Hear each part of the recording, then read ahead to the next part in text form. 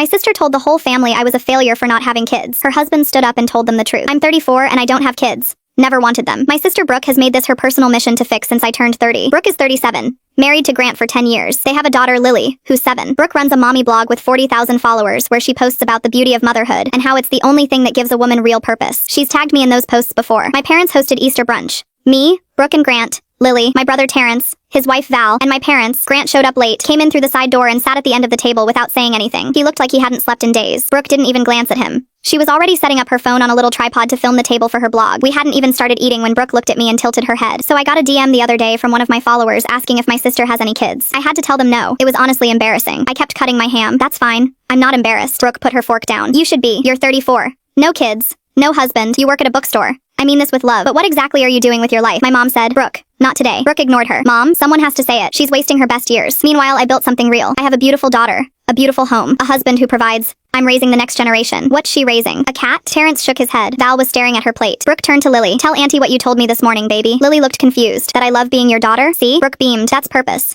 That's legacy. I didn't respond. I kept eating. My dad started talking about the garden. Grant still hadn't touched his food. About 5 minutes later, Grant reached under the table and pulled out his laptop bag. He unzipped it and took out a black binder. Brooke, she was mid-sentence about something on her blog. What? I need you to stop talking. The whole table froze. Grant opened the binder. 3 weeks ago, your blog got flagged by a follower who sent me a message. They recognized a photo you posted of Lily at her school. Said it matched photos on a GoFundMe page. Brooke's face twitched. I don't know what you're talking about. You set up a GoFundMe 8 months ago claiming Lily had a rare autoimmune disorder and needed treatment we couldn't afford. Grant's voice didn't shake. Lily is perfectly healthy. There's nothing wrong with her. My mom gasped. You raised $95,000. Grant turned a page in the binder. I printed the campaign page, the donor list, the PayPal transfers into a personal account you opened in your maiden name. Brooke stood up. Grant, we can talk about this in private. Sit down. She didn't sit. That money went to your blog, Grant continued. New camera equipment. The home office renovation you told me your parents paid for. The trip to Tulum you said was sponsored. None of it was sponsored. You paid for all of it with money people donated to help our sick daughter. That's not. Brooke's voice cracked. You're twisting it. I have every receipt. Grant pulled out a second folder. I also have screenshots of you coaching Lily on what to say if anyone asked about her health. You told a 7-year-old to lie about being sick. Lily was sitting right there. She didn't understand what was happening, but she started crying because everyone was upset. My mom stood up and took Lily into the living room. Grant closed the binder. I reported the GoFundMe to the platform and to the police on Monday. Fraud charges are being reviewed. I contacted a divorce attorney on Tuesday. Brooke was shaking. You're going to destroy our family over this? You destroyed it, Grant said. You used our daughter as a prop to steal money from strangers. And every Sunday you sit at this table and lecture your sister about purpose and legacy. He looked at me for the first time. Your sister works at a bookstore, pays her own rent, doesn't lie to anyone, doesn't exploit her own kid for content. He looked back at Brooke. She's the only honest person in this family, and you spent 4 years making her feel small for it. Grant picked up the binder and his bag. My lawyer has copies of everything. The police have copies.